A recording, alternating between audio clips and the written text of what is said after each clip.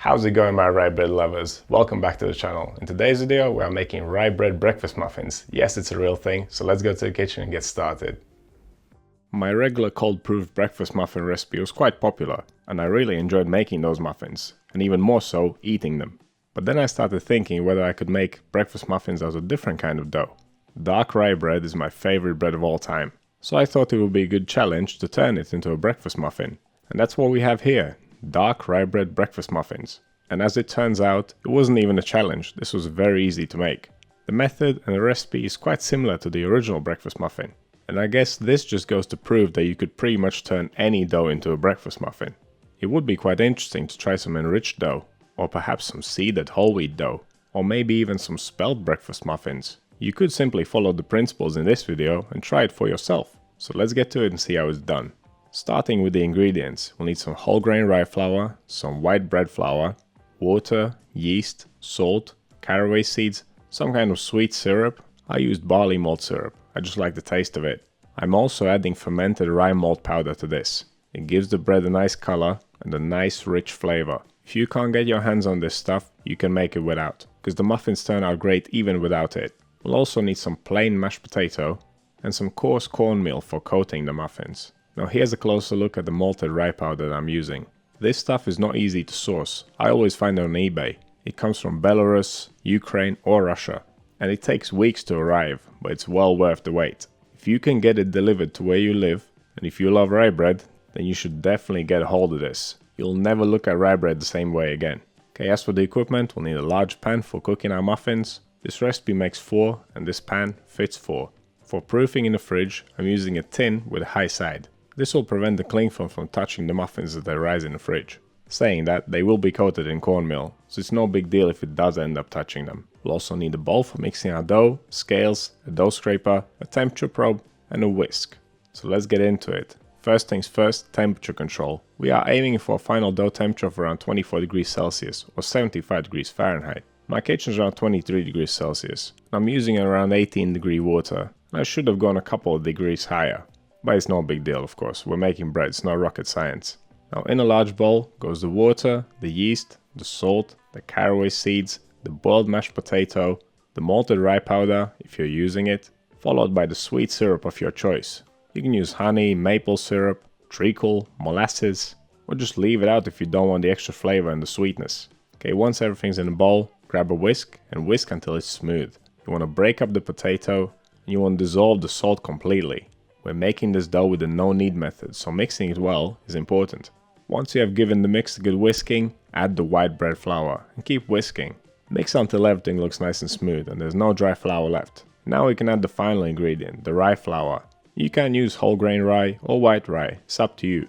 Whole grain rye will of course bring more flavor, and will be more nutritious too. One thing that rye flour will do, it will turn this dough into glue. This will be a very sticky dough, so be warned. Right after mixing, let's check the temperature. We were aiming for 24 degrees Celsius. We're a little bit lower, but that's fine. This dough will have no problems fermenting. I'm going to cover it up, leave it to ferment for 30 minutes. After 30 minutes of fermentation, we need to give this dough a fold. It is very loose and very sticky, so dust it generously with flour. Now there's not much gluten in this dough, as it's only 50% wheat flour. And of course the gluten at this point is not very strong, because we didn't knead this dough, and it's only been 30 minutes since we mixed it. So this single fold is a little effort to create some tension. Saying that, we are not looking for a very glutinous dough. The muffins are supposed to be flat, so gluten strength is not really a big requirement. But regardless, give it your best effort of folding. Tip the dough out on the table, flatten it out, fold the edge over the middle, keep going around in a circle until you reach the point where you started. It will be very sticky, so use a light touch and quick hands, and dust some more flour if you need to. Don't expect this to be very tight. Just shape it into a round bowl and that's it. With the effort done, pop it back into the bowl, cover it up and leave it to ferment for another 30 minutes. Since we're cold proofing, bulk fermentation time needs to be cut down a little bit, so 1 hour is enough. Okay, right after bulk fermentation we could do the final shape. Weigh the dough, then divide it into 4 equal pieces and shape them up into round balls. Now usually I would go with dividing, pre-shaping, resting and then final shaping. But this dough is so loose that it doesn't really matter. We can do the final shaping straight away. We wouldn't make the muffins look any better or different if we were to pre-shape and then final shape. So we'll just tie it all in one. And again, don't be shy with the flour here. This is seriously sticky stuff, but the result is definitely worth a slight struggle. Shaping works exactly the same as folding does. Flatten the dough, fold the edge over the middle, go around in a circle until you have a nice round ball. Then flip it smooth side up, tighten it against the table and repeat 3 more times. Before we place the dough balls in a tray for final proofing, we'll roll them in cornmeal to prevent them from sticking. And sprinkle some extra on the tray, just in case. Arrange them on your tray with a little bit of space between them. They will expand slightly. Now we can cover them up and pop them in the fridge for the final proof. You can make them in the evening and bake them in the morning. I ended up having them for dinner, so I left mine in the fridge for 24 hours, but 12 hours is enough. And this gives you some flexibility. Alright, it's the next day, let's get these bad boys out of the fridge. They have puffed up, they have spread out, they are ready for the pan. If you see some exposed dough, sprinkle some extra cornmeal on it. And before you place them in the pan, sprinkle the pan too. You could of course go slightly easier on the cornmeal. I just like the crust that it makes. If you're not a big fan of it, then don't use it. You could do the final proof on a floured surface. And then cook the muffins naked. Before we put these on the heat, there's one important thing to do. Flatten them. Press them down gently with the flat parts of your fingers. This will prevent them from getting distorted as they puff up. If you don't do this, you might get a blowout on the side. Of course they'll still taste the same, but they won't look as good. Okay, these bad boys are ready for the heat. They will take around 30 minutes in total to cook. This is how I like to do it. Place them down on medium heat. Cook them 7 minutes before flipping them. Halfway through those 7 minutes, turn the muffins 180 degrees so the outside edge is facing in. This will ensure that they cook nice and evenly. And turn them gently, you don't want to distort them. Okay, once they're all turned around, leave them for 3.5 more minutes. So it's been 7 minutes in total now. And now it's time to flip.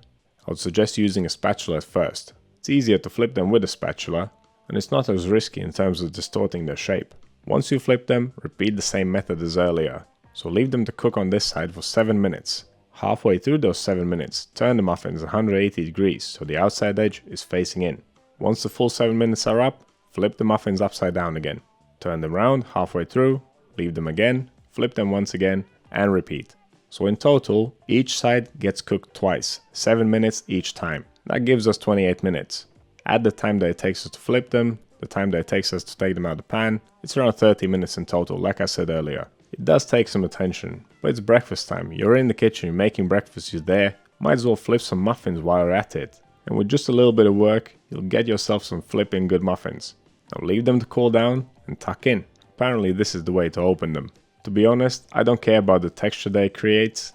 I just like the process. Stab your muffin with a fork, go around in a circle until you reach the point where you started, and then gently break it apart. It creates this nice uneven surface, which you could then spread some butter on, pop them in a pan and toast them up. To be fair, this works a little bit better with a white bread muffin. But still, these came out pretty good. If you're gonna do this, make sure you put them in a preheated pan on high heat.